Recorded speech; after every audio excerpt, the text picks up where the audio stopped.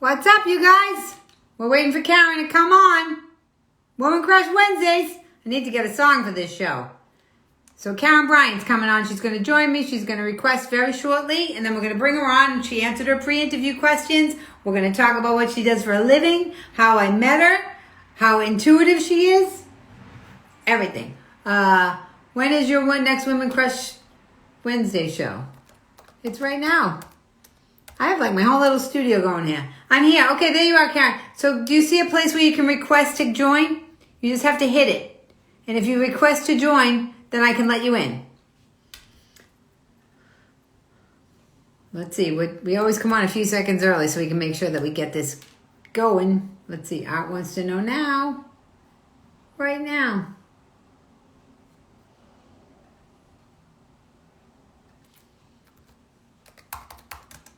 Karen, did you figure it out? All you have to do is find out where you can request to join me, and then I can let you in, and then we'll have a split screen and you'll be on here.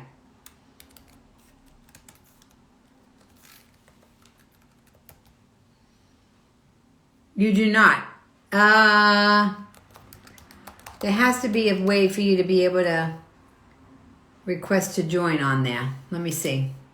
Let me ask Eve. Hold on, let's see.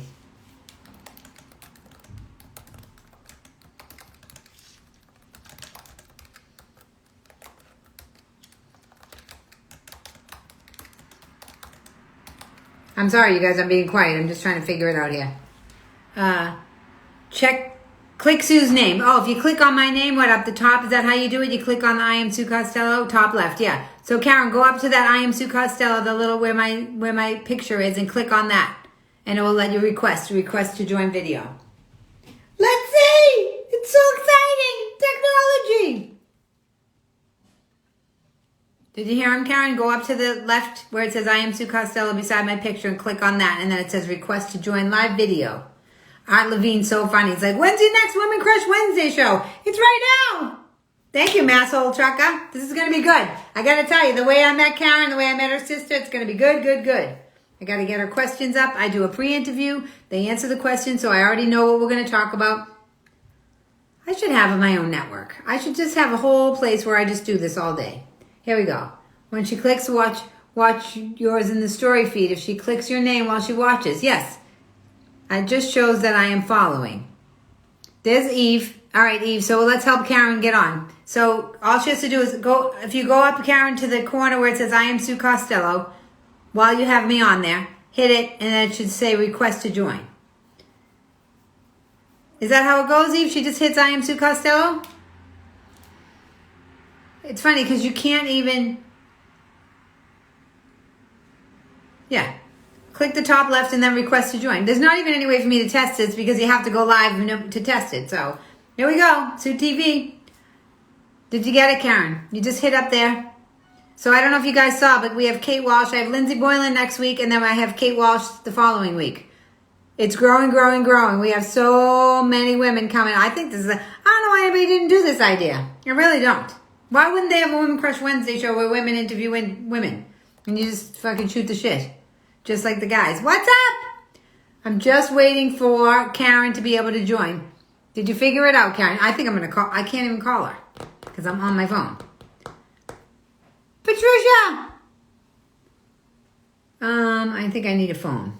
I'm going to text. Let's see what happens. Oh, here we go. It just shows me that I'm following. No option to join. Let's see. Hold on, I'm gonna send you. Now I have my assistant helping me.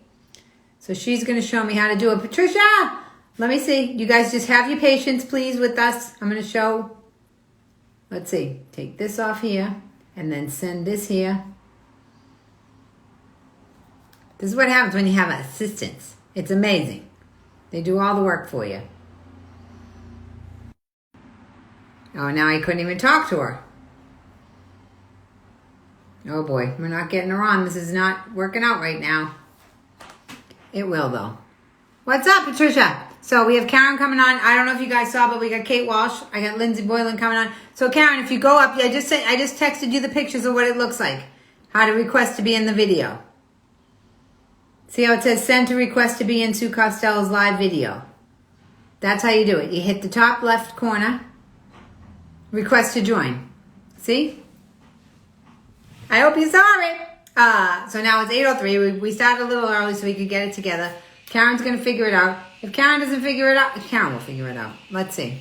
I know she will. I have complete and 100% faith. Yeah, what's up, everybody? I'm just waiting to see, and then I'm going to go to the questions, and we're going to figure out what's going on. Let's see. All right. So in the meantime, let's go over some of the questions. I don't know if you guys know the pre-interview questions that I have. Karen, did you figure it out? Let's see if I can call it from here. Send from begin forward message. All right. Let's see. I wonder if I can call it from my phone. I bet you I can. Let's see. 202. No. Not here. Audio. Let's see. Nope, I don't even have the phone number on here. I don't even know what to do. I'm not sure how to get Karen to be able to reach. All you have to do, Karen, is go up to the I Am Sue Costello and click on it, and it will say request to join live video, and that's it. That's it. What's happening, you guys? All right, so we're going to go over. I don't know if I ever told you the questions that I asked. These are the pre-interview questions that I asked. Karen, I hope you're figuring it out. I really do. Will you send me a message? Let's see. Did you get it?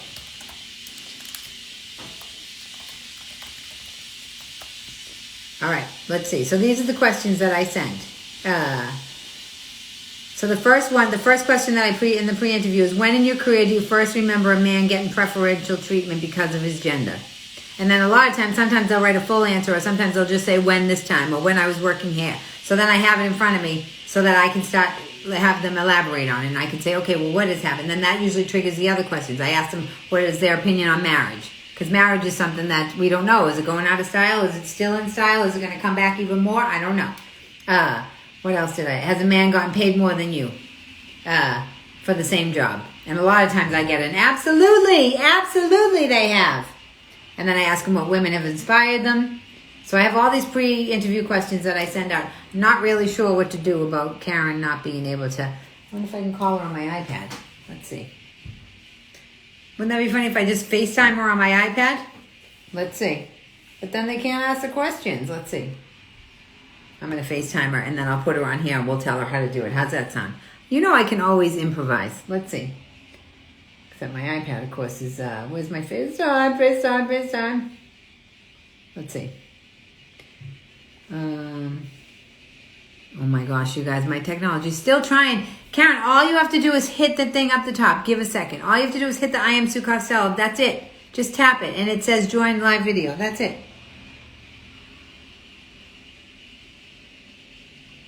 That's all. And of course, I don't have the text on my iPad. I only have it on my phone. All right, well, let's talk about some women's stuff as we're going along right now. Let's talk about what's going on in the world. Let's talk about what's happening, about how CBS, and everybody's telling me about CBS Viacom, how they just fired 2 more executives about racism and sexism, and I had already told them that was all going on.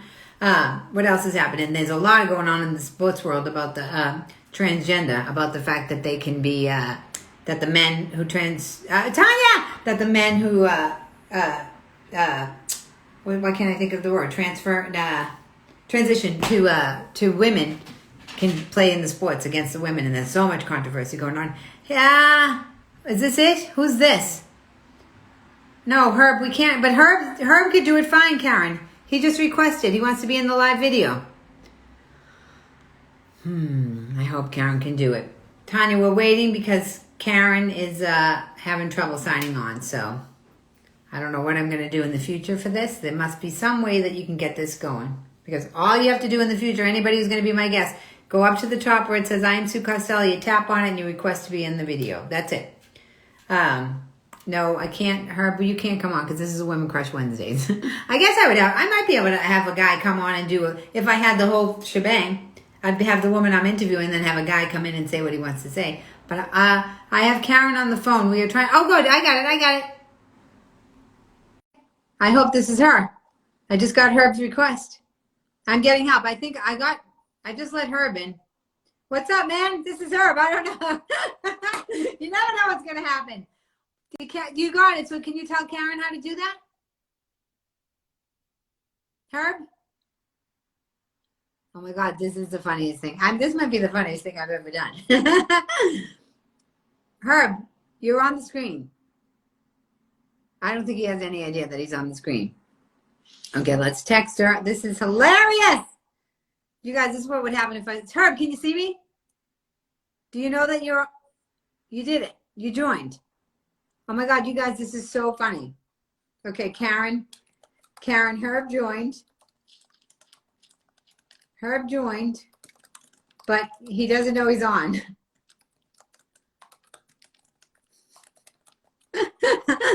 I don't know. Herb, you're on. But I need Karen on. I need her to be able to be on so I can interview her. Should I hang up on you and let Karen come on? Whatever he did, tell Karen to do. I'm going to hang up on this guy. Oh my God, you guys. So that was Herb, and Herb came on. He's supposedly helping Karen, but he didn't know. Whatever Herb did, Herb must be her boyfriend or something. Maybe not. Wasn't that funny? Women Crush Wednesday, you need a guy to help you. Always, Herb, whatever Herb did, do that. Masshole Trucker thinks this is hilarious. This is probably going to be my funniest show ever. We're having a Women Crush Wednesdays, but we need a guy to help us with the technology, you know. All right, she's got to come on because Herb was just on. Masshole Truck is making me laugh out of them because what? Because my show's a shit show right now. Hilarious. I just had Herb on and he had no idea that he was on. Tanya. Everybody's laughing. Everybody's laughing. I feel like I should just do stand-up now. Oh my God. I wish I could do stand-up so badly I can't even tell you. I want to go on the stage and just rip it up. I want to joke about what it's felt like to be in quarantine, but not in like a ridiculous way. I want to talk about the real deal, like what it really felt like to be in here and the mentalness. I know I was on, but that's you, Herb. Okay. So I need Karen to come on now. I need Karen to come on and then I can interview her. That's it. That's all we need to do. Just get her to join and then we'll be on. It's 8:11 now where we have all these people patiently waiting. I appreciate you guys waiting because Karen's going to be worth it because she's brilliant. But I don't know. I'm thinking the next thing I'm going to do as soon as I can. Thank you, Tanya. She said I look pretty. So I think the first thing I'm going to do is when I can go out, it's Florian Hall because I'm in Boston. I'm going to do a live Sue TV from Florian Hall. That's going to be the first move when I come out of quarantine. I'm going to do Sue TV live at Florian Hall. I'm going to interview Boston sports people. I'm going to interview everybody that I can possibly talk to in the Boston area. And then, I mean, people said last night that they would travel for it. I have a feeling it's going to just, as soon as we can do anything, it's going to explode because people are going to be dying for comedy, just to laugh. I'm just going to go on stage and be fucking hilarious. That's it. I'm not going to talk about politics. I'm just going to be fucking hilarious and talk about what an absolute mental case you could feel like while you're locked in the house. That's it. Just simple, hilarious stuff like that. I'm going to have to just keep talking by myself. Karen, if you can't come on, I'm going to have someone else come on. So let's see. I'm going to give her, if you can't get on,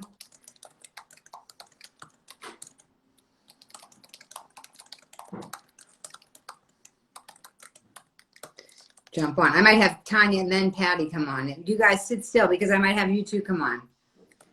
If Karen can't come on, I'm going to have you two come on. Tanya's an amazing massage therapist. We're not going to talk about politics, you guys. We're going to talk about what you do for a living and how it pertains to being a woman. Patricia, I'm going to have you come on too if Karen can't get on.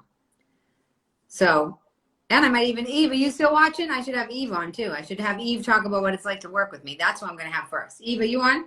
Let's see. I don't know if she'll do it with me. Let's see. Oh boy, she's not coming on. What's up? You guys are so cute. You come on anyways. I don't know what's going on with Karen. Herb was on. Now Karen's not here. Problem is the laptop need to switch to phone. Sorry. Yeah, get on the phone and go onto your Instagram. That's exactly it, Karen. You'll be all right. Get on your Instagram on your phone and you'll be able to do it in 5 seconds. I promise you. Hi there. What's happening? We're going to interview Karen. She does moon readings every month. She's an amazing healer that I met when I was out with Charlie Murphy. Not Charlie Murphy, Rich Murphy, because Charlie Murphy had just died. It still kills me to even say his name. Look at that. Here we are, everybody. After much anticipation, Karen Bryant. Ah, here she comes. Drum roll. Drum roll, please. Oh my God, she's on and she's sideways. Oh my God, that was hilarious. Oh no, talking. I'm so fired. I didn't know. That was hilarious. They were all laughing because Herb was on there, but he wasn't talking. So we could see Herb looking at the screen. He must have been talking to you. I was watching it on my laptop. I was like, the option is not there. What happened? I'm like, you can do it, Karen. It's just right there. I'm like, what's wrong? I know. I can do it. Well, the anticipation was just well worth it. Look at everybody's laughing. They love it. We run a one woman show here. Thank you, Herb. Thank you, Herb.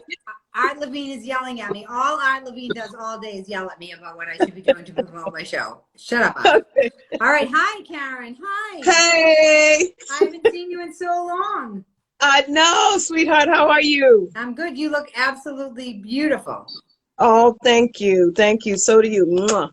Thank you. Have you been getting more gorgeous in the pandemic? I think you have.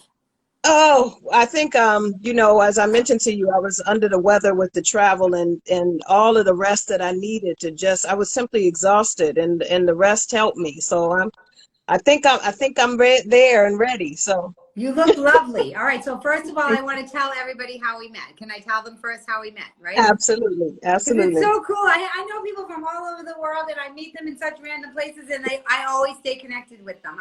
I'm just a people person. I love people all right. So Charlie Murphy, God rest his soul, had just died. First of all, from a stand-up standpoint and from a woman's standpoint, that man put his money where his mouth was. He had me on the road with him. He never cared that I killed in front of him. He just would always say, Sue Costello is gangster. He just always gave me my props. And he would call me for hours and hours and hours at home and make me laugh like nobody's business. We would watch the Celtics game, or he would tell me stories about how girls would be upset that Eddie Murphy did a Jamaican rap or something, and he didn't care. He would go on and on about the girls telling him that Eddie shouldn't sing, and he's like, I don't give a fuck, I don't care. And he just used to make me laugh. And then when Tracy and the boys got in the car accident, got hit by the truck on the dirt, he called me. I was at my parents' house, and he cried so hard. So our friendship was very, very strong, and it grew in a way that I just met him at the comic strip one night. And then I remember being at his funeral, and it was a black funeral. It was total black, like gospel. I'd never seen anything like it. It was beautiful. And I was so sad, and I was crying. I was crying so hard because, of course, he was like one of my closest friends. But I was like the only white girl there practically. There might have been one other white girl. And I was crying, and the whole time I was crying, I was thinking they probably thought I was fucking them. Because I was crying so hard, and they didn't really know me. And they're like, who's that girl with the blonde hair crying? Oh, my gosh, hilarious. All right, so Rich Murphy is Charlie and Eddie's cousin. Rich managed Charlie's career. They were best friends, and this was close after when Charlie had just passed. I was going to meet Rich Murphy in Manhattan to go to lunch. So it was broad daylight, and Rich had me meet him at a hotel, like a random hotel on the side of one of the streets in the 30s. And when Rich approached me, he was drunk out of his mind. And that threw me off completely because I didn't expect him to be drunk at all because I'm like, it's daytime. So I had to kind of adjust. And then when we went in the bar, it was like dark. And I remember he was being so boisterous and loud. And I remember everybody's kind of looking at him. And I sat still at the bar and I said to myself, Sue, just be peaceful. He's in so much pain. Don't judge him. Right? And so I just sat like that. And out of nowhere came your sister. Right? Yeah. And she's a doctor. She's like describe what she does.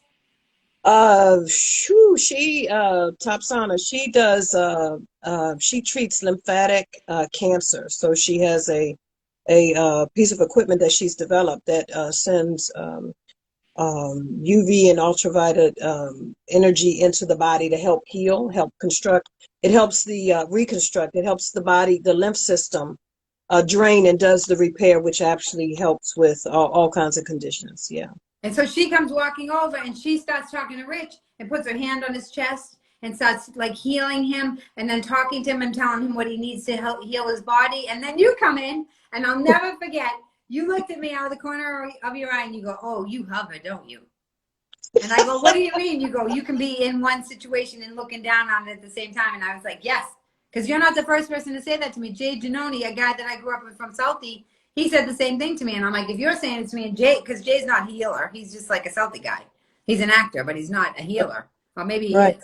But when you said that to me, I remember I had such a connection with you and your sister, the healing, and the fact that it happened when I calmed down. I really believe in energy, because I calmed down and let Rich be in his pain, and then he attracted your sister. If I hadn't done that, she probably never would have came over. Right. Exactly. Exactly. And so that's how I met you. And then since then, you've been spot on when you've called me. First of all, when you've called me for whatever, you just instinctually, and the things that you told me were spot on, even beyond what my brain could comprehend until just now. So right. That being said, I want can you just describe to everybody, starting off the top, we'll get to the questions, but I just want to know from your words, because I don't like to tell people what you do. I'd rather you tell people what you do. I want you to describe to people what it is, this healing, and that you told me you were looking for clients and that you're starting to do the moon readings. I want to really start to send people your way. So. Okay. Well, thank you, love. And that was wonderful. And you do still hover. I think I'm hovering more now. You are, with a purpose, right? So, what do I do? I use a couple different modalities, and modalities are, that's a technical term for whether it's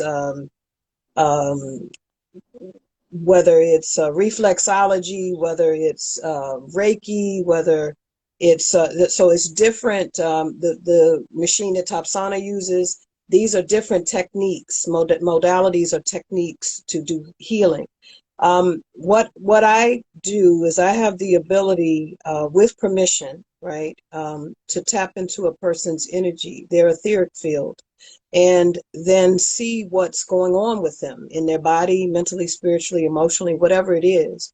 Again, with permission, because the more open a person is, the more I'm able to discern and to detect what's going on. And from that place, then I help them move through their healing process. Sometimes that is identifying the trauma from childhood. Most of the time it has to do with that. And then where we are stuck, where we are blocked emotionally, and how that shows up in our lives. We all have some level of trauma to overcome. That's the human experience. And what I then do is to work with the person, depending on what the condition or the circumstances are, to identify it, and then help encourage and move them to their healing state or space. So sometimes that's just with you. When I walked into the space, that story you shared, I could see the pain. I could see what he was going through. I could see your concern. And because of the way that I tune in, then there's a voice that speaks to me, my higher self, that tells me what a person needs. And what I heard was, she's powerful, she's gifted. Identify a gift that she has. And what the gift that I shared with you was unique in a space that would make you open up, if you were going to open up, for us to be able to look at anything else. So long and short is I really feel blessed that the energy comes through me to first give me the discernment to be able to connect with a person and to know the thing I need to say in that moment, to build that level of trust. And then from there, it's to go according to what it is, to talk through exercise, through meditation, through Reiki, which is energetic healing, where the energy comes through your body. In church, they call laying on hands, right? So yeah, that energy. And then I use cognitive behavior therapy, different kinds of, again, modalities based on where that person is, to move them to the healthy space. Okay, will you describe to them what cognitive therapy is? Just describe Behavior therapy. behavior, that cognitive So behavior. cognitive is, it's the brain, it's how we think, right? So the experiences that we have create pathways in our brains. And based on those experiences, we have triggered reactions based on emotional situations, All right, right? let's So, talk. Can we just say that a little slower so everybody understands? okay. Okay, and because I want to understand too. So the things that happen to us cause our thinking, or our thinking causes what happens to us? Well, it's a combination. The answer is yes to both of those Okay, things. But okay. when things occur in our lives, based on how we react to those things, whether, you might have, let's say a dog comes running down the street and you're almost bitten and you're not, but you overcome it. And now you have a fear of dogs. So that means that there's a pathway, there's a pathway that has been created in your mind that when you see a dog, it takes you back to that emotional state. And depending on how you deal with that now, that might make you run, it might make you nervous, might make you get hives. So the cognitive part of that is what how we're conditioned to deal with things. So cognitive behavior, I'm going to come back to the other part. So Okay. cognitive behavior therapy is that cognitive response creates a behavior, and then that's how you react to things throughout your life until you become aware. So, okay, So so if I'm to understand this correctly, the dog scares me, or the dog almost bites me. In my brain, now I've created the thing, I'm afraid of dogs. That causes trauma that blinds me from reality, is that what you're describing? exactly, Okay. right.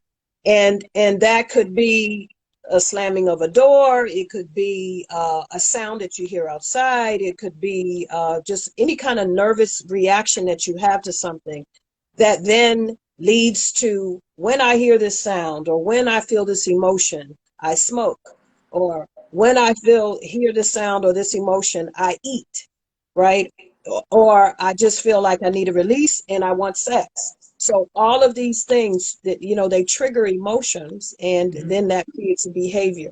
So the cognitive behavior therapy is about identifying what is the trigger, right? So if you can identify what the trigger is, then you can reprogram that emotion, that memory, and therefore the emotion, which leads you to, instead of when you're traumatized or you're nervous or have an issue, something comes up, you don't go eat, right? Or you don't oversex. You just say, okay, I'm having a tough moment.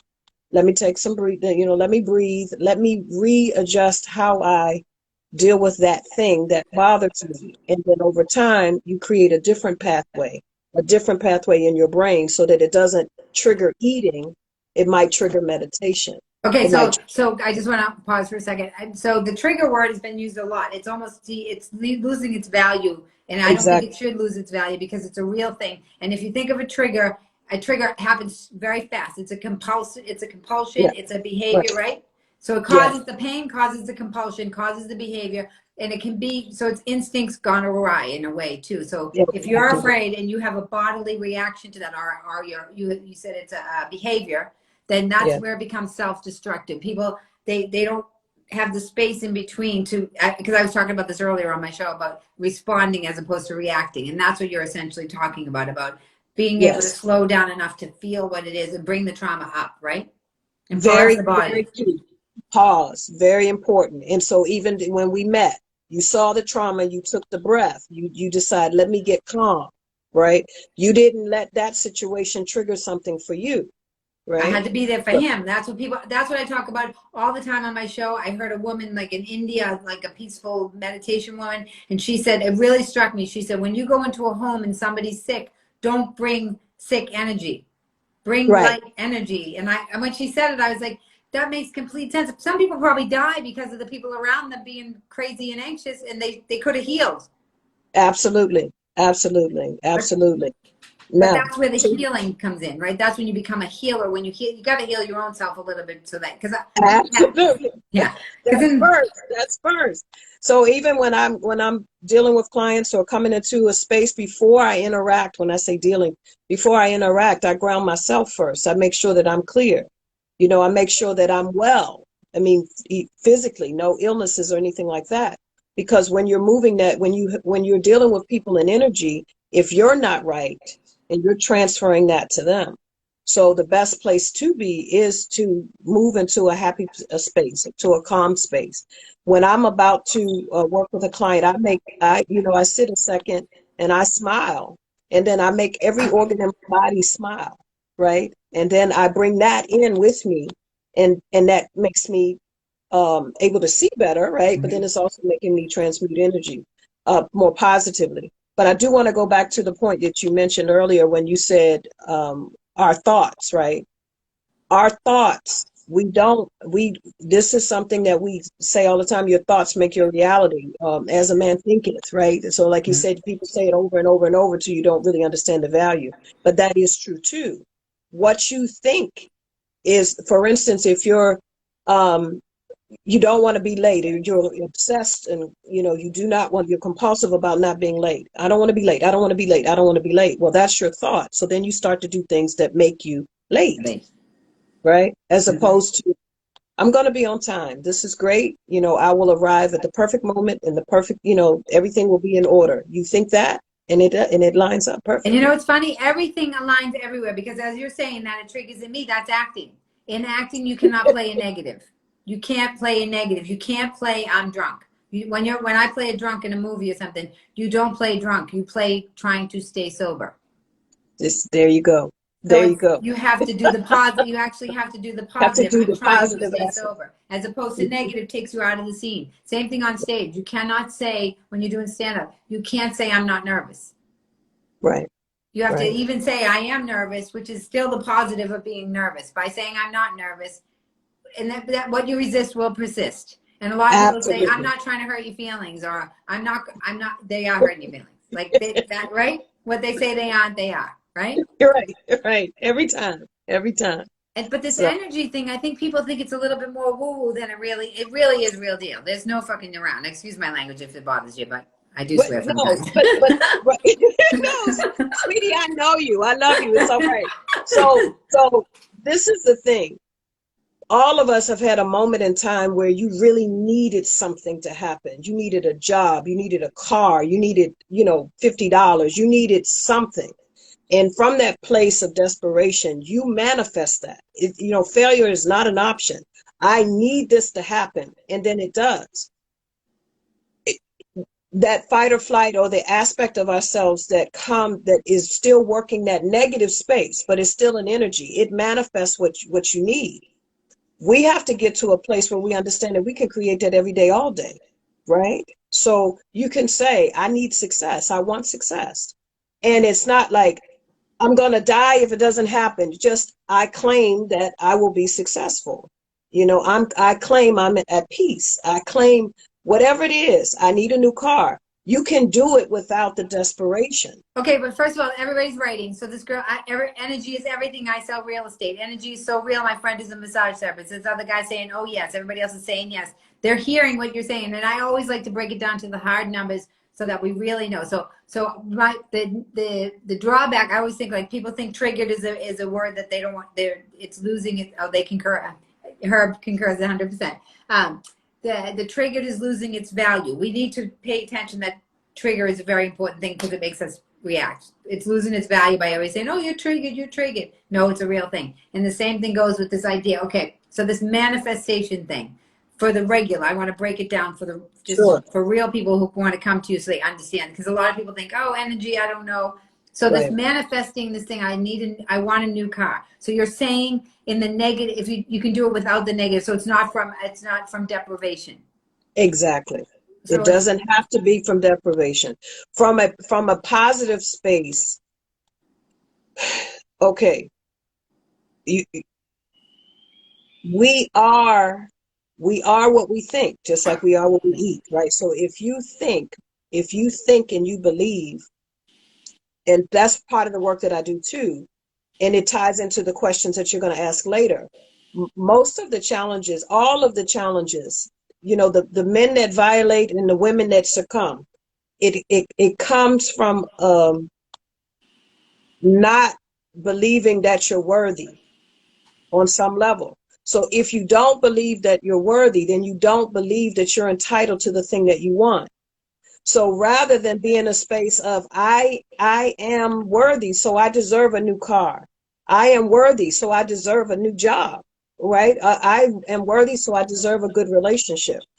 As opposed to, I can never find anybody, I really want a relationship, but nobody loves me. Nobody, that energy is what you're putting out, whether you say it or not. I mean, whether you're conscious of it or not.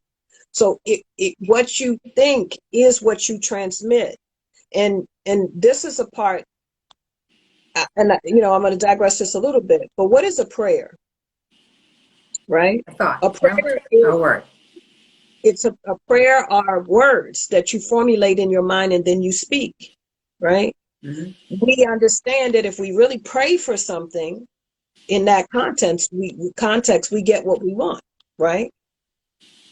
We don't understand that words are prayers, even if it's the darker energy of whatever it is. So you are manifesting, you're thinking it and then speaking it into existence. So I don't know if that's breaking it down enough. I want to But break it it's down more. No, because I get what you're saying. So now let's break it down more. Because I want to do a little role play after this with me and you. okay. We'll do it and we'll see how you'd work with me. But so Okay. breaking it down in the sense that so you can take it out of the prayer.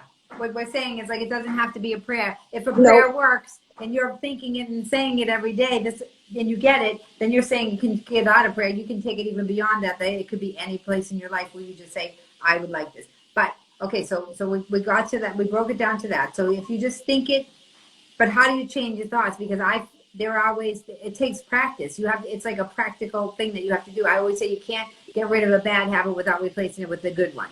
You can't just say I don't want to. It's again the negative. You can't play the negative. You can't say I don't deserve. So let me think of a simple thing. Like if you go to the doctors and they test you for something and your brain goes right to the worst.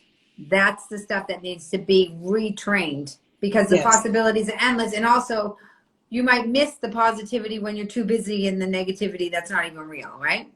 Always. You always miss it and that's why we should start with affirmations of the positive. When you wake up in the morning, 5 things, we hear it all the time, but 5 things that you're grateful, right? Great And gratitude every day. five things. And they can be little things or big things, or a combination. But, if you're driving and your car breaks down, right? Be grateful that you didn't Can you break pause down that with for another. 1 second? Just pause that thought for 1 second because I just want to see tears of prayers. And then Herb said, I just don't want it to go away. Manifestation comes from a tranquil, calm spirit, patience, relax, be obedient, and speak directly to that thing. Yes, the same thing we were talking about, that presence that I had with Rich, that calmness. Okay, so if you're driving in a car, that's where I stopped you. Right. So if you're driving in a car and the car breaks down, the first thing is, oh my God, my car broke down, my car broke down. And then all the cost and everything negative. How about be thankful that where it broke down, you're safe. Mm-hmm. Where it broke down, another car didn't hit you. I'm grateful that the timing of this isn't what I'd like, but I'm still safe, right? Just immediately find something to be grateful for to help you consciously think about what you have to deal with. Right? Because it's scientifically proven that anger, all the fear-based emotions, but particular anger, resentment, being fearful, short circuits the brain. It actually cuts the brain off so that your path is narrow. You cannot see everything in front of you. You can't see your eyes. Right?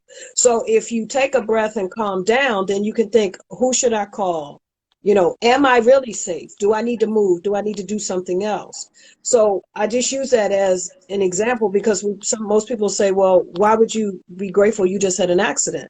Well, because there's so many other things that could have happened along with that accident, right? Mm-hmm. So it's taking things like that and just always trying to find the good in it for the moment, to keep your mind open, to keep that energy flowing so that you can then make good choices. And I think sometimes people don't realize because you say be grateful and they're like, I can't get my brain around that. What do you mean? I don't want to be grateful. It's an accident. I don't want to have an accident. If you're grateful, you get in a car accident, right? And you're like, oh, I'm grateful I didn't hurt anybody. Automatically, your body's lighter. So whoever comes to help you is going to help you in a much better way than if you're scared that they're going to charge you way too much money.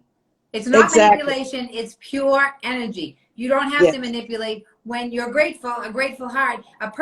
This is what. Imagine somebody gets in a car accident. This tow truck guy has been shit on all day for his whole day, all the time. People think he's trying to scam him. Blah blah blah. You better do it fast. Don't hurt my car. La la la. This is what he hears all day. And all of a sudden he walks up to you and you go, "Hey, thanks for showing up." Um, I'm so glad you're here. Change the Right? world. He'll be like, what? His whole heart will open up. He'll be like, Absolutely. It changes everything. It changes everything. That's a great way to put it. When you meet somebody, when you find that gratitude, otherwise you're going to carry the negative energy, which makes his, and then maybe he doesn't repair it the way that he should. and he probably Right? does charge you all the money that you're worried about. That's how it manifests. That's the hard numbers, people. That's how simple it is. You come to somebody with anger. People are always like, I'm afraid I'm going to get into a fight. I'm afraid I'm going to get into a fight. I'm like, don't bring a fight to the table and there'll be no fight. And they're like, what? I'm like, yeah, it's coming from you. And they're like, what? Right. It blows their mind. They can't believe it. Right. Okay, Right. so let's do a little like role playing here so people can watch what would happen. So say I come to you. All right, I have trauma. Let's say something shameful happened to me. Say I got shamed as a child over money. I was poor. I was broke or something, and my family shamed me. My mother at the supermarket, or something happened where the shame, I had to give money back, or something shameful happened where it was in my nervous system about money. I'm carrying this in my body. I'm having my career. I'm telling you, I want to have this. I'm doing all the work, but I'm telling you, I'm doing what you're telling me to do. I'm saying I want a car. I'm doing everything you're telling me, and I come to you, and I'm like, why isn't it working? After talking to me or feeling from me that there's something in there. It's like, how would that work? So if I have this, also I was going to say the reason why it works with you is you say the most important thing. You say, I get permission. Yes. People, Yes. that level of respect with people, just to say, can I give you a hug? Right. Do you mind if I do this? Right. The level, it's such a simple, small little respect thing, but that's why people murder people. That's why people trigger, because of lack of respect. So Absolutely. that's a prayer. You get permission. That's a prayer. That's like giving somebody the ultimate love. And then they're gonna say, oh, she just asked my permission. Right. You're going to open up, just like the guy. Hey, so say I'm shut down and I'm convinced. So my trauma is blocking me. So when somebody's trauma is blocking them, they're going to be a little bit difficult. So I come to you. I'm telling you, I'm doing all this stuff. But reality is that shame is still holding me back. I never want to be shamed like that about money. Say I'm making tons of money, but I lose it, because that's how it would manifest, right? I make tons of money and then I lose it, right? So it's because of this shame, because I never want to feel. How would you, like, if I was difficult, that's what I would like to show people, so because there's a lot of doubters everywhere. So I feel like you got to love the difficult ones. It's harder to love the difficult ones. So let me be difficult. I come to you, I pay you, I don't believe it. I tell you, I'm already telling you I don't believe it. So you already have that resistance in me. Right. You are. So how do we do it? How do we help me see what's going on? Well, so initially, again, I would, based on the language and everything you're saying, I would feel the anger, right? Okay. I would feel the anger. Even if I was thinking that I was fine. Yeah. Right, but you would say, well, I'm here. Well, what would happen is the most difficult person that has that issue would usually really not want to talk, or they look at me kind of, even because we're face to face, they're leaning forward, arms are folded, right? So all the signs that say they're closed, the face is sideways, looking at me out the corner of the eye, Mm-hmm. So then I start with, so you're here. I'm grateful. Thank you for coming. Thank you for allowing me to be in a space with you to look at what's going on. Do you give me permission to, well, first I tell them what I do, right? And so that they understand it, that this is what I work with. But I'm able to see things, but I will only look if you give me permission. So do you give me permission to look? And usually they'll say, look at what? Right? So I say, well, to look at one of the reasons why maybe you're here. Okay. So what brought you here? Well, I'm doing all the right things. Like you said, I believe in the manifestation. I have a mantra. I'm doing all this stuff. And, I just look at my life. I got the money. Now I'm losing it. It's like, okay. So is there a fear at all about losing it? What do you mean? I'm not afraid of anything. I made it all. What are you talking about? I already made it. I'm not afraid of it. I'm not afraid of it. Okay. So then what at the point that you started losing the money, or you noticed that the money was diminishing, how were you feeling? How was your life? What was going on? Well, they usually say, well, everything was going great. And okay, then they'll tell me what the and then is. Okay, so then how did you feel about that? Well, I was in it and I was working it, but I saw a little decline and then I thought I was going to lose more. Okay. All right. So how did that make you feel? Hmm. Well, I was afraid of, okay, so I just let them finish the sentence. I don't touch that. And then I say, okay, so is this something that you feel often, right? The fear of not having, a fear of lack, because that's kind of what it sounds like, the fear of lack. Um, well, and then it depend on what they say, but at that point, and then I say, do I have permission to look deeper? Oh, And then they'll say, sometimes they take a moment, and then sometimes they say yes. If they take a moment, it's fine. Then I say, it's okay. We'll only look at what you want to look at. But I'm here to help. If, this is a safe space. So would you allow me? And if they say yes, then I go. And then I actually go right to, I'm able to see, well, something looks like something happened when you were 8. I see something around 8. And then, they get shocked at whatever it is. Well, yeah, or maybe not. And then I kind of talk more to get them to go back to what happened at 8. And how did that make you feel? So then we look at it. And so then we talk about the fact that there's that emotion around the fear of being embarrassed, the fear of, the shame of not having, again, still fear-based. And then we look at, well, how were you able to recover it, right? So what things were you able to do to make it better? What did you do? What was your energy when you created the money, when you generated the money and you did those things? And how did that make you feel? Well, that was great because I was able to do this, that. Okay, so what we have to look at is getting to a place where you hold that positivity, where you hold that joy, and understand that, and this is me, what I speak, because life is a Ferris wheel. There's nothing is static. There's constant change yes, always, always. right? Energy's always moving, always moving, always moving. Yes. Always. Circular, So circular, that's kind circular. of, so, right. So that's how we would do it to get to that. But I would move to that place so that we can get to what the fear is. Okay, And what if it there, was too much for me in the moment? Can you tell? Can you tell if yes, we have to wait till the next session? Can you tell if it's too absolutely. much for me? Yep. Because you don't want me That's leaving, going and doing the sex and the food and everything if we touch too much, right? So are right. you able to? Absolutely. So that's why I ask. And I ask, can we go deeper?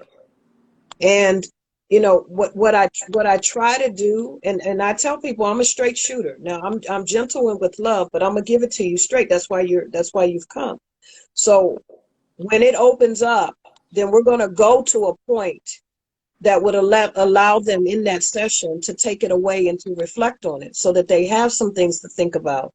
And then I give them techniques, things to work with and on while they're away from me until next time, right? So we create the safe place within them. And then I always tell them, once we have a session, things are going to come up as soon as we hang up, probably, right? And then I allow people to, after each session, there's always a 15-minute window afterwards. So I always tell them, if you think of something else, call me back, text me, whatever they're comfortable with, so that we can continue that momentum until our next time. Okay, so I want to reflect back to you, layperson terms, what you do for people, why you're so amazing. Somebody who, first of all, my thing is always that our whole life is all about protecting the wound. Everybody's actions for the rest of their life is to protect the wound.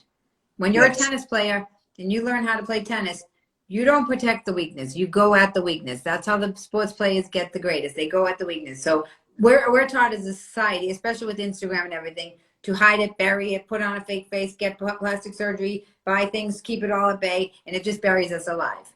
And what happens is when you have a wound like that, to be vulnerable, you don't want to ever feel vulnerable. You don't want to feel the shame that caused this whole thing. So to go to a stranger and the reason why you're so good is to go to a stranger and trust like that and know that you could fuck me over. You could open me up and fuck me over. The fact that you allow the person, me, to have the control shows the respect. So I'm trying to show people through this show, through my work, how you can tell the difference between who to trust and who not to trust. What I want people to really do is to learn how to trust themselves no matter what. Because you might go to someone like you might have a bad day, and you might fuck them over. And I want to show people you'll live anyways, and go back the next week and tell the person not to fuck you over. Keep going in the energy, because people are human. People are, but the parameters that you set up, you make it a safe place. There's no doubt. That's how people, because people don't know how to trust anybody. The fact that you say you ask for permission is a sign of respect. It's a genuflect. Yeah, absolutely. Absolutely. It's respecting the pain. It's respecting that people have trauma, right? And not being an expert and better than. Absolutely, because again, we all do. I mean, we all do. So the key is, and also when I'm connecting with a person, I can only go as far as they let me, because it's from that permission, not just because they're saying that, but also energetically. Because when I connect with a person, that connection, it actually is heart to heart. So I'm going heart to heart. And if the heart is closed, I can't get in. If I can't get in, I can't see. So then I understand that immediately. So then I'll say, how comfortable are you? Even if we have to have, if there's a point that is uncomfortable, I'll say, then you just tell me. We can stop. Right? Right, because so what's again, really going on, even though they can't articulate it, is I'm afraid if I open up my heart, you're going to see I'm disgusting. That's really what's underneath it all. Right. All this stuff is all like ways to avoid the wound, but because the wound is telling us that we're worthless, that we're disgusting. That's what's underneath. Absolutely. Absolutely. And even if we, people don't like triggers, or we're talking about whether the trigger word or not. So the idea is this: when things happen in our lives, it is stored in not only our physical body, because the body does not lie. It doesn't lie. If you're exhausted like this with me, it'll collapse, right? Mm-hmm. If you're extremely unhappy or feel life is not sweet, you get diabetes. I mean, so the body doesn't lie, right? So we go to that, whatever else it is. But then it also is that you have more than just your physical body. You have your emotional body, your spiritual body, your etheric body. Don't you have like an energy thing outside of your body too? Isn't there like the etheric body? Mm-hmm. So things are held in it, so if you're a child, and back in the day when folks were getting beatings and whoopings or whatever you want to call it, that was fracturing your aura. Mm-hmm. It was fracturing the part of you. It was storing pain in your body, in your emotional body. And that is also a part of what causes the reaction, right? So somebody could talk about money in a way, we're talking about you with money, could say a thing that affects you emotionally. It knocks you off balance emotionally, which then causes this rippling effect that could lead you to eating or sexting, or sex or whatever else it is that you do. That's why we got to get to what is the trauma? What is the emotion that you're holding around this thing that looks like that again, that causes all these other things to happen? And if we can get to a place where we understand that there isn't a person on the planet that doesn't have something to overcome. I don't know a child that doesn't have an issue with the parent, right? And parents don't get it 100% right because kids don't come with manuals. Mm-hmm. Right. So what we have to understand is that those expectations are what causes us to be trapped. Yes, absolutely. And thinking that, I always say, what do you think if a woman gets pregnant, all of a sudden she's Mother Teresa? I'm like, well, when do we ever get taught that? You mother could be a nutbag and then get pregnant. You're like, you just have a pregnant nutbag now. It's not right. But you're right. Exactly. But that's what I'm talking about, the perfectionism. And the whole time you're talking, I'm thinking it's shame-based. Everything that happens, why we act out, why we overeat, the instinct's gone awry. It's shame. We have shame inside of us because of the isolation, because nobody's sharing their stories in a way like you're talking. The respect isn't there. And when we don't have any leaders really doing this right now. We don't have anybody showing us respect and dignity right now. We don't have anybody showing us this is how you act dignified, and I might make a mistake. Watch my behavior. Watch my Right. behavior, right? I might I'm very consistent, but three things could happen to me all at once that cause stressors that I could act off of my person. It just could happen. It does. And then I even, for me, because, I went through a period of, wanting to be a perfectionist, wanting it right, wanting to, make everything. And I would, lose my keys. And, I'm a kind of person, I need decency and order. If there's chaos around me, it just really affects me. So I have to put my keys in a certain place. Mm-hmm. And if I don't put them in that certain place and then I lose the keys, I used to get so upset with myself. But as I, worked on healing myself, then I realized, I mean, I'm not perfect. Okay, and so what? So now if I lose the keys, or let's say those three things happen at one day and, it makes me want to drop the F-bomb, then, I'm like, okay, I did that. And I forgive myself. And I literally said, I forgive myself. I'm over that. Let me move to the next thing. Okay, Right. my personality just flared up. Okay, and so what? And to call back, right? And to call back the thing about the broken down car, you lose your keys. If you're beating the daylights out of yourself because you're not perfect, you're not going to get anybody to help you look for your keys. You're going to No. blame somebody. But if you're like, I'm really a mess today. Do you mind helping me? And also, the one thing that blew my mind when somebody taught me that was when you allow somebody to help you, it's a gift to them. Yes. When you're Yeah. vulnerable and you let somebody see your heart, it's again the genuflect. It's reverence to someone else. When you let them help you, you're giving Yes. them the gift of feeling good about helping you. Absolutely. And why not? And why not? You would benefit from getting the help, and if they benefit from helping, why not? But You know, nobody the talks about this. Everybody talks about like, don't let anybody screw you over. They're going to do this. They're going to do that. They're going to do this. And yeah, that's how it has been. But what about if we just change the conversation? And if we change it in a way like we're talking with respect, how do you tell the difference? You tell the difference because somebody says, and sometimes you just have to take a risk. well, you do. And I wanted this is a good segue because I wasn't sure what our direction was going to fully be, but I also understand Women Crush Wednesdays and what that's about. And I thought about it. I was like, okay, which of the many stories that I could share, which ones would I share? And when you said that just now, this is something that I was thinking. I had traveled to New Orleans. There's a very, very successful businessman out of Detroit. And every year he takes a group of people to some place in the world, Western Hemisphere to watch the Super Bowl. But most of the people are people that work for him or who have worked for him or are some other kind of successful business people in his circle. But this is his trip. These are his folks, and we go. So I had the opportunity to travel with a very good friend of mine for a business opportunity. We were going down. And this guy, well, because I read energy, I knew he didn't really feel well. I knew that he was ill, but nobody knew that. Okay. But it made his fuse short. And just because he's used to being the boss, he would command and demand, and everybody would just move around according to what he said. So this one morning, I come into the room. We were preparing to go somewhere. And he starts yelling, well, he was looking for a person. Well, where is such and such? And everybody's like, well, I don't know. Then I come in and it was like, well, Karen, you were with such and such. Where is this person? I was like, so I'm looking because, because I'm feeling the energy and I'm like, I don't know. You didn't pay my way. I don't owe you anything. I never worked for you. you know, I have a service that you want. Right? This is all going through my mind, but I'm breathing because I'm saying, how do I handle this? And he's still going, going, going. And then in my mind, I'm thinking, I didn't know it was my turn to watch him, but I was like, okay. So then he says it and he said, well, did you hear me? And I said, I took a breath and I looked at him and I said, I did.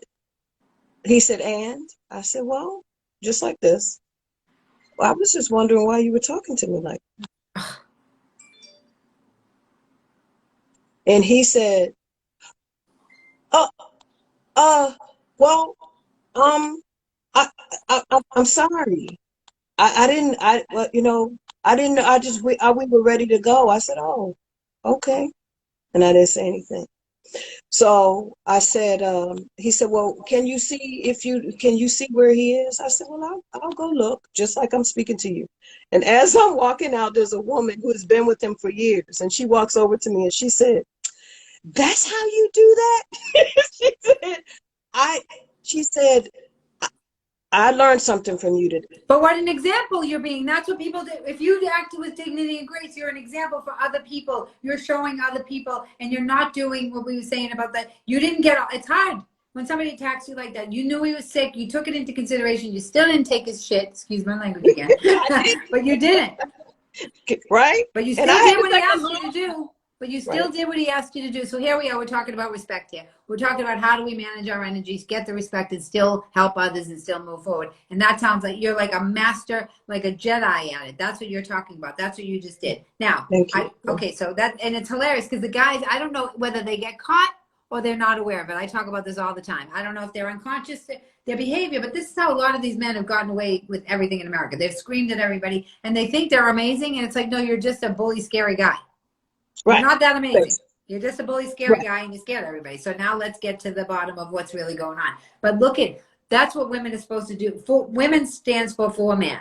That's what women is for. It doesn't mean let them treat you terribly. It means we have the wisdom, we have the grace, we have the dignity, we have the patience, we have the I guess it is the dignity that we're able to be like, slow your roll. I'm the queen. Right. And what I learned from that, just from years before, and we'll see if this time for this story or not, but I had learned, and I guess I can talk about it in this space, right? Yeah. When you my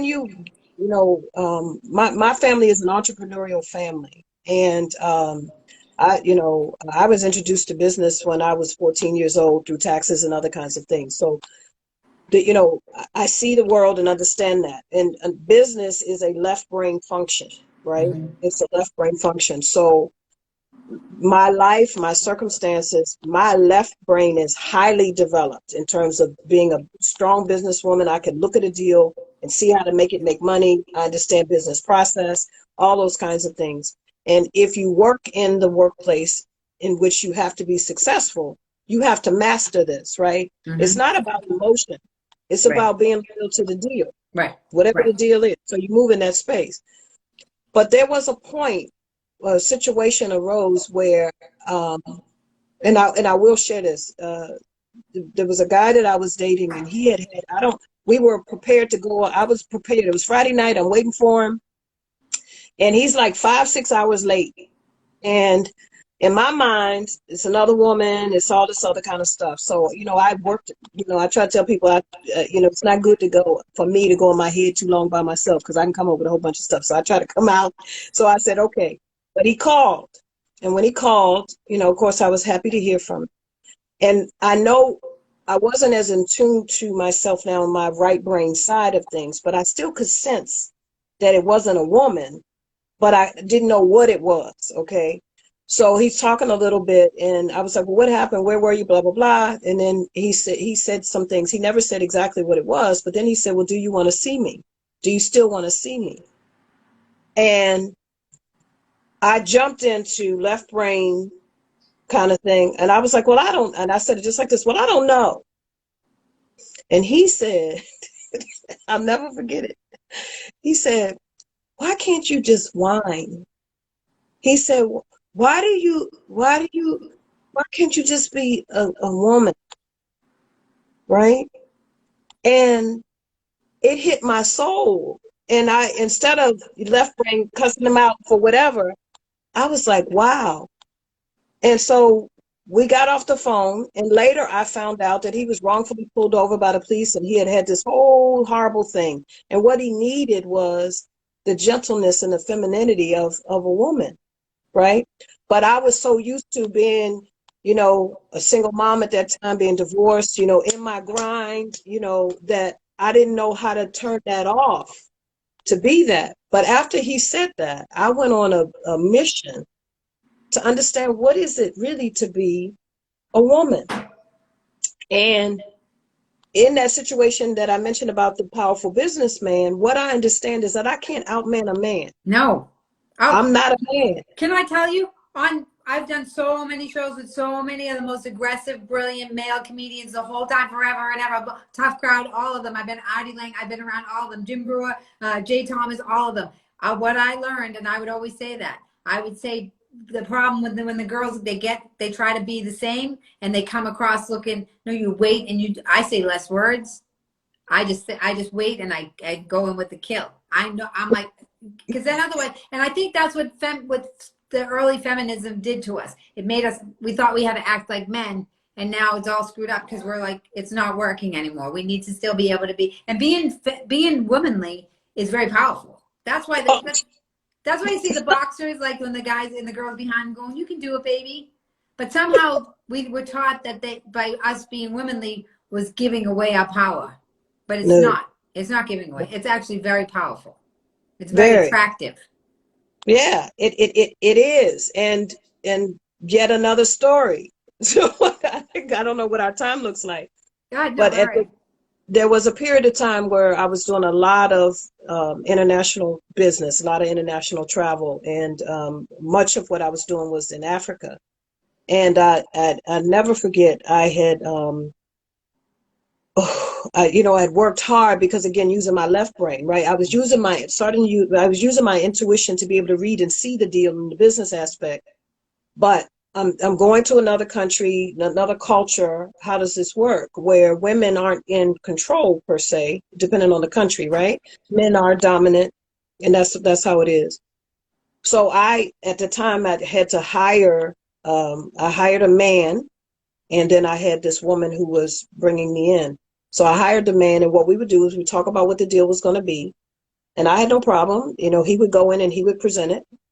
And he knew me, so he knew enough about how to leverage certain things.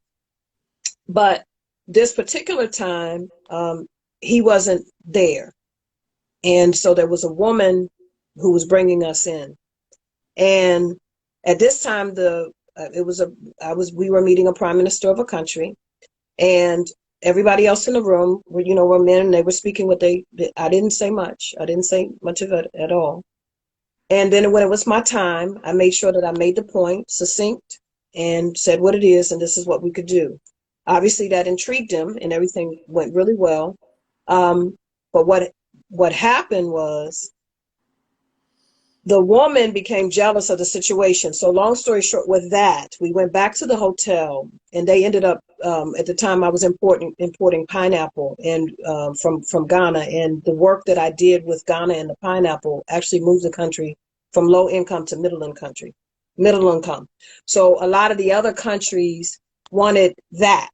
Okay, so now I'm in this other country, and I wanted to say what it is, but I guess I can. I don't know. So what they did is they sent me a box of their fruit, okay, with a letter.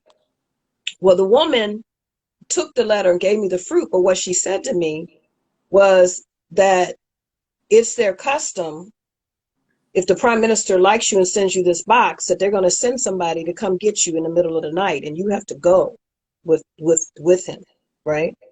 And I was like, but I don't want to go with him, She said, well, you're going to have to do that. So I was so afraid that I put the dresser in front of the door and all this kind of stuff because I wasn't going to go. So I made it through the night.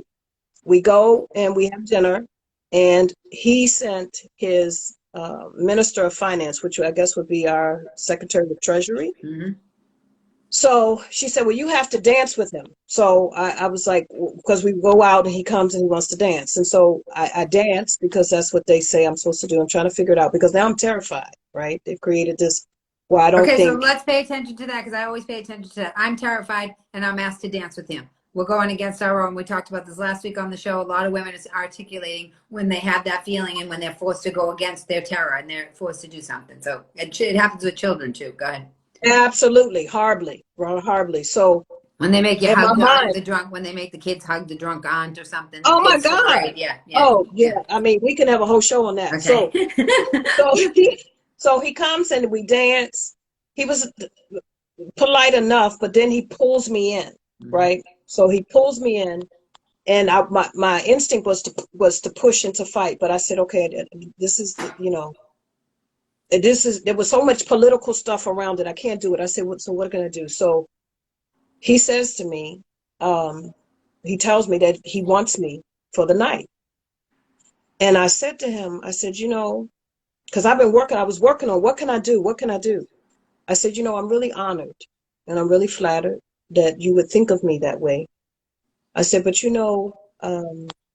all that I have done for your country and the other countries, I've not done that. I've not been with anyone. I've not done that.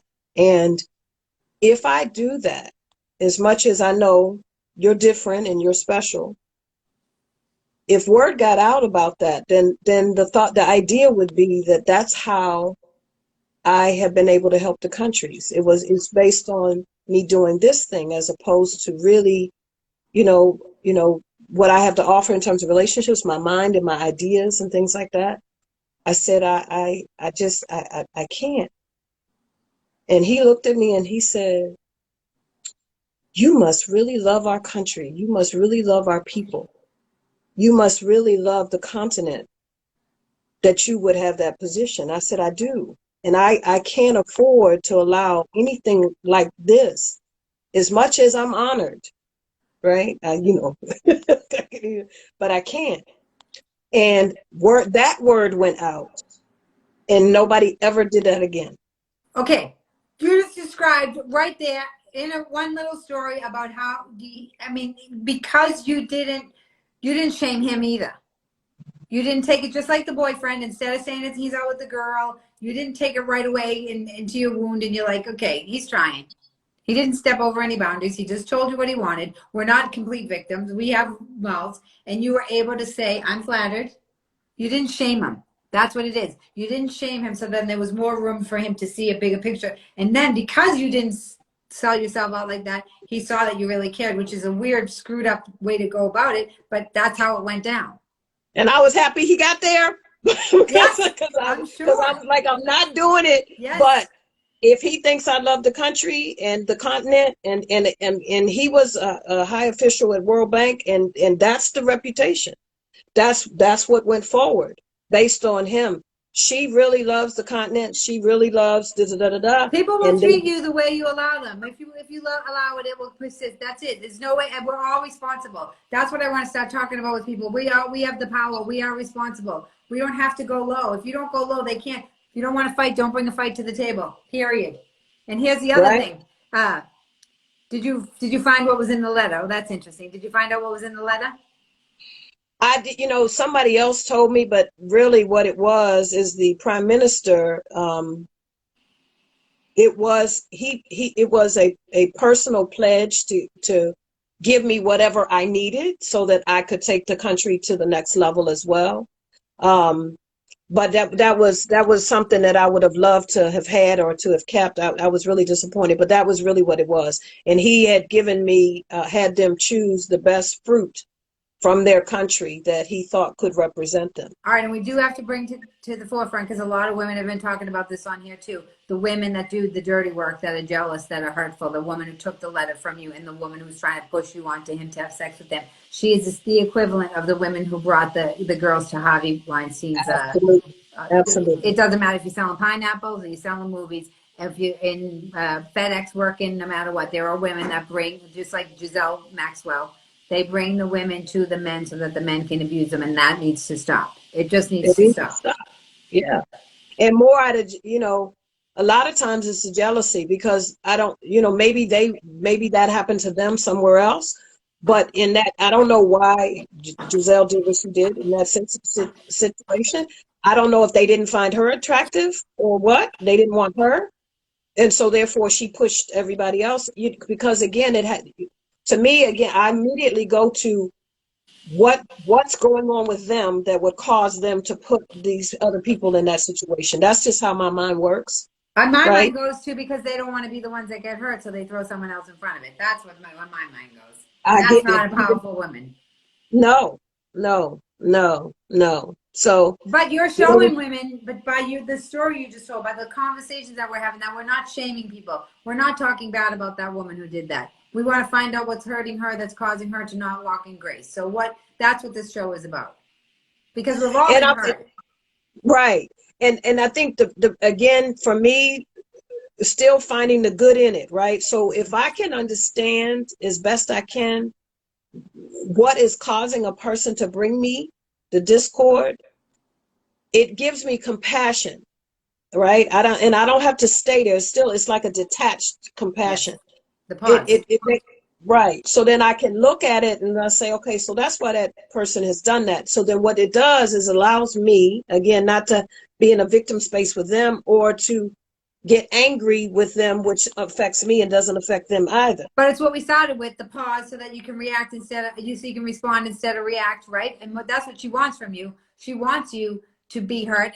And like what I said, everything always comes full circle. Like I said in the beginning of the show, sometimes you're gonna get fucked over. She fucked you over with the letter. What are you gonna do? Oh, There's nothing yeah. to do. You gotta just be Right. sad, right? Because Yep. otherwise, if you retaliate, you're no better than her. Nope.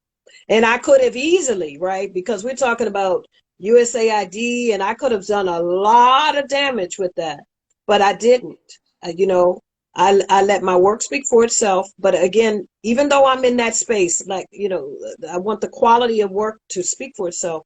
But I am by no means a pushover either, right? That in that situation with that man, again, I couldn't outman a man. I couldn't like push him off because what would he do Right. in a country where I Right. speak English, they speak French? Yes. So, you know what I mean? Yeah. I still have to navigate that, but with my dignity, you know? Yeah. And with anybody else, it really comes back to not allowing anyone to take you off your center. I don't think Because that they can attack dignity. I don't think that they can. I don't think even if somebody was trying to murder you, like even when they say somebody's going to murder you, what do? My name's Sue Costello. I live at blah, blah, blah. I have this many family members. You become a person. So when you act with dignity with somebody who's trying to like hurt you, they got nothing. They're like, they can only hurt you if you're doing the low level with them, because then they go, oh, she deserves it, or she's asking for it, or she didn't stand up for it. They justify it somehow. They justify if you do it with dignity, they cannot get you. You are divinely protected if you act divinely, which is back to the prayer, back to the speaking that we are worthy, that we don't have to do that to ourselves. Full circle. But I wanted just to go through the questions before we finish. I could talk to you for hours and hours and hours. Everybody loves it. I'm telling you. I love it. All right. So I just want to talk about I want to do a few of the questions. I want to know when in your career do you first remember somebody getting preferential treatment because of his gender? And you said you were a marketing director for a government contractor. So what oh my gosh. Yes. So I just want you to try to keep these quick just so that we don't get kicked off. I don't want to get kicked off without saying goodbye because I don't know how long they let us do it. I had organized, there was a contract, an opportunity we were going after, and I had handpicked companies to work with the qualifications that we had. Invited them, had a meeting, and in the meeting, you know, I'm welcoming everybody. It was a cool, you know, it was a good experience just in terms of the welcoming and getting everybody to talk about their experiences. They immediately shifted the conversation to the man who was beside me, started directing all of the questions to the engineer. He was an engineer. And I let it happen. The first 2 or 3 questions, I would take it back from him and redirect, and then they would do it. And finally, I had enough. And so then I said, well, let me stop the meeting and let me make sure that you all understand why you're here. You're here because I've identified the opportunity. That's my role. That's the responsibility I have. I've got directive from the president. George is the senior engineer, but he is here to make sure that the qualifications that you say you have, you do based on the vetting, but also to make sure that he can work with you. But ultimately, whether he works with you or not, I make the decision as to whether or not we sign this teaming agreement that I have in this folder. I said, so I think we should take a break and come back and start again. And when we start again, let's make sure that we're understanding the players at the table. And when we went out, because I was hot, but I went out, I said, George, what happened? And he said to me, he said, well, Karen, he said, you have a way, you're just so sweet. You're just so, he said, like candy. I was like, what? You know, and I'm at that time, you know, I'm in I had the suit and, you know, still feminine and stuff like that. It really upset me. And it upset me to the point where from that point on, I wore black. I wore non-fitting for probably about 5 years. For 5 years, I made sure that there was nothing candy about me. And he apologized profusely because he reported to me, and I said I understood that. But that was enough of that But story. But I could that's get so hot. amazing because the woman I had on last week, who was a film producer, said similarly, to almost the same exact thing, that they would always talk to the guys over her when she was the boss. She was the producer, she was the director, and they would talk to the guys. She Yeah, talked yeah, about the same feelings that you did, I being sure did. afraid to go up to the room and going against it and going to the room. She talked about all of these same similar, we all have the same similar, no matter what kind of profession it is, that, and the exhaustion of you having to stop the meeting and make them go outside just because when you're in reality, you're the boss. Like, these are the exhausting things that I don't know if all men know go on behind the scenes. And the other thing that I talked to my friend today about is that there's a lot of guys that are bully, pushy, like horrible, but there's a lot of guys that aren't. But we were never coming through. They didn't understand. And she made a great point today. She said, Sue, you can't just tell guys they're bad without giving them another narrative. And that's why I started this show. Because I'm like, you can't just tell these guys who've not only been, so the guys that are good guys, they couldn't imagine that a bad guy would hurt their business to hurt a woman. Right, They could. So they thought women were crazy. Plus they were right, being infiltrated by all this media telling men how to be men. So we right, can't just right, say, we just have these conversations and then the guys are watching and they go, okay. Oh, I get it. I won't talk to the guy next time. We don't have to shame them. Nobody right. grows in shame, right? So these conversations, just let the guy watch in private and be like, oh, I get it. I've got to be careful. I don't talk to the guy when there's a woman in the room. Simple. Right, All exactly. right, I'm only going to do two more because I'm afraid we're going to get Go ahead.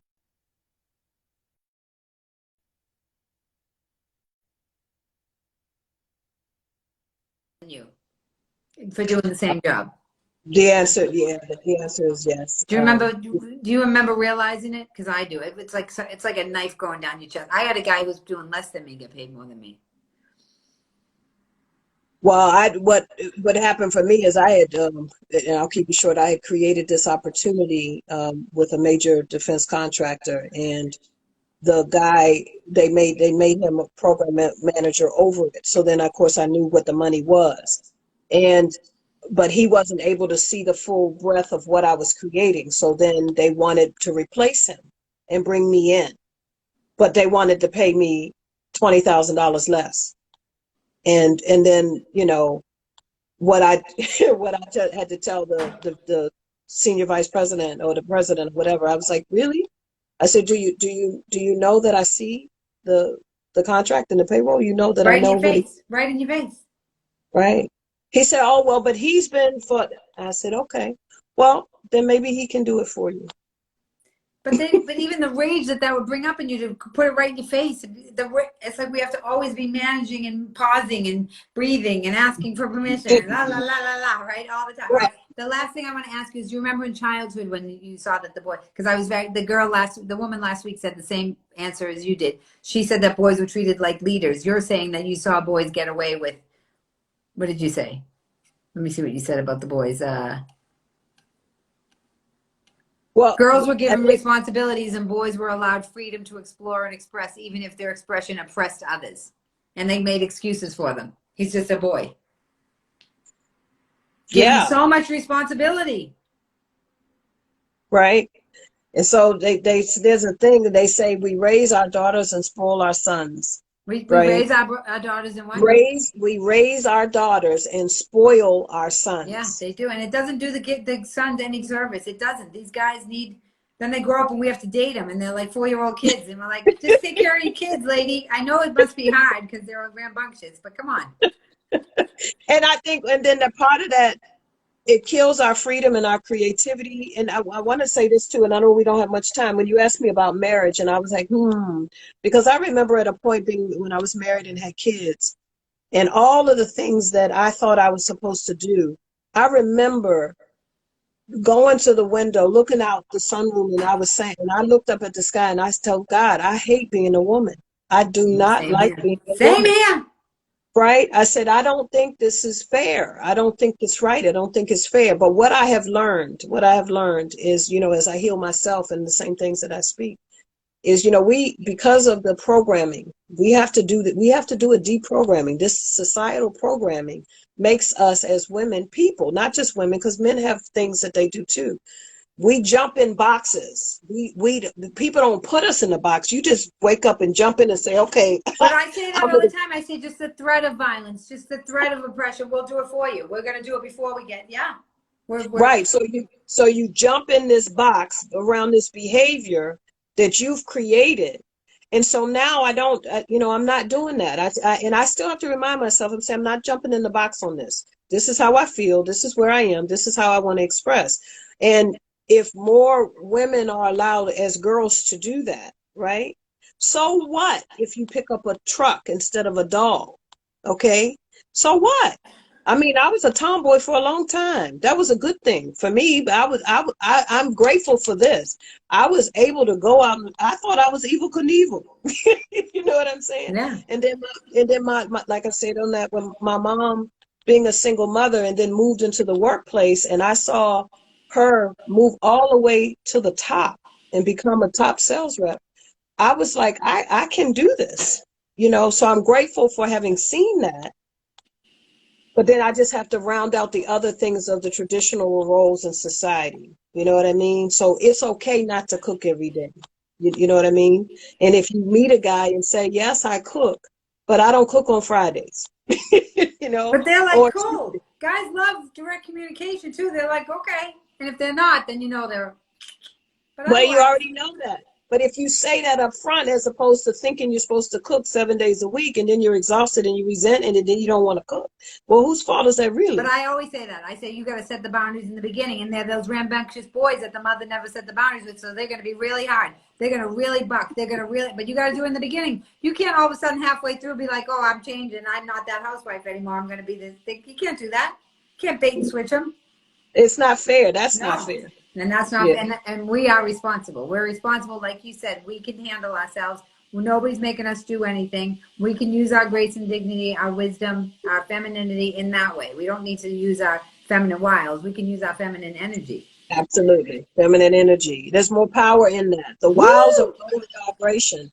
The femininity is the goddess. That's a higher vibration. There's more power in that. All right, on that. Thank you, Karen, so much for being here. Oh my God, I can't wait till I have my full show. I'm going to have you on all the time. We're going to do readings. Okay, I would love it. You are amazing. Thank you to everybody watching. Tell your friends all about Women Crush Wednesdays. I mean, this is what we're doing on here. I feel like people are going to go, it's such good talk. It's so good. It's not negative. It's awesome. Thank you very much. Thank you, sweetheart. Thank you. It'll be shared on my IG in case you want to share it with anybody after this. It'll share, okay? Thank you, everybody. We'll see you next Wednesday with Lindsay. Lindsay used to work for Cuomo. She's going to talk about all the stuff that went on in Cuomo's office about her being harassed. She's on next week. Oh, yeah. And then we have Kate Walsh. Oh, yeah. Get your friends to watch. All right. Bye, everybody. Okay. Bye-bye. Bye. Thank you. Bye-bye.